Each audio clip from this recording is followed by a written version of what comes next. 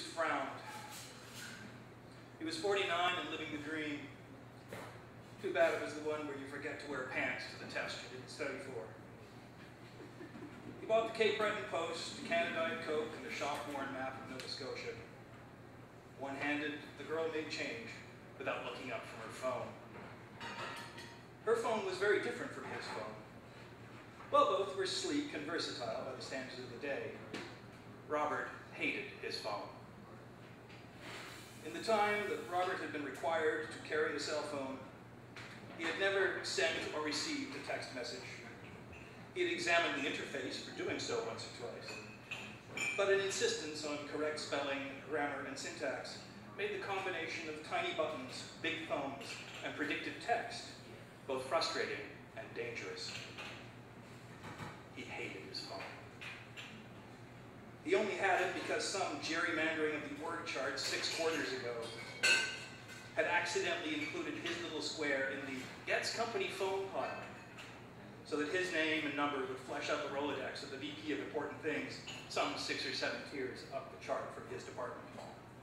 The phone had come with a manual the size of the Sudbury and District Telephone Directory. He hated that manual.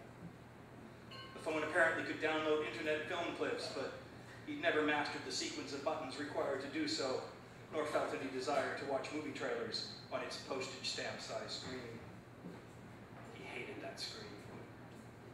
The phone also had a camera. He hated that camera most of all. It had only ever taken one picture.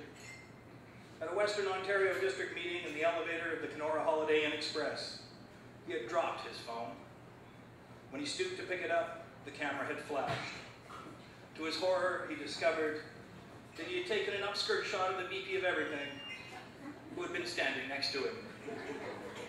In a panic, he fumbled frantically to delete the surprisingly clear, detailed, and artfully lit image of his corporate overlords and others, but instead accidentally emailed it to a company-wide list.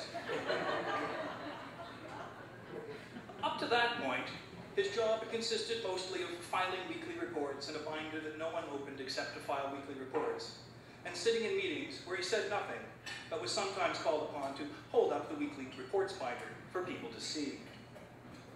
These days, he toured decommissioned company sites in the Maritimes, training contract security guards on the procedures for filling their hourly updates with a log binder and digesting the logs for the weekly reports binder that he still dutifully maintained. But the glamorous task of holding up the binder in meetings now belonged to another department, thanks to that hated phone. As he walked back to the car, the phone buzzed. His phone never buzzed. The vibration jingled the change and keys in his pocket and jangled the nerves in his neck and shoulders. He dug the phone out and put it to his ear, dropping his math newspaper and soda in the process. Hello? The phone buzzed again. He took the phone from his ear and stared at it. The phone buzzed a third time, and then silence.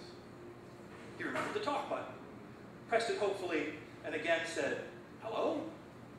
Still nothing. The postage stamp screen now indicated he had one message from a number he did not know in an area code his company did not operate. He jabbed half-heartedly at the keypad, and to his surprise, the misdirected text displayed on the postage stamp screen. It simply said, fuck you. Angrily, he poked at the keys again to delete the offending text. The screen then read, message forward, all. He picked up his stuff and slumped into the car. The phone was buzzing again. He ignored it. It buzzed some more.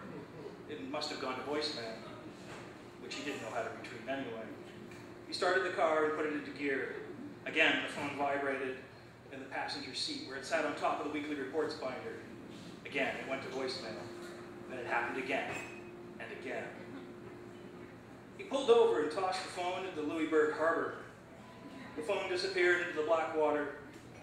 The plastic binder floated for a minute, and then the carefully filled reports waterlogged and drafted under. Robert Hughes smiled for the first time in too long and drove west.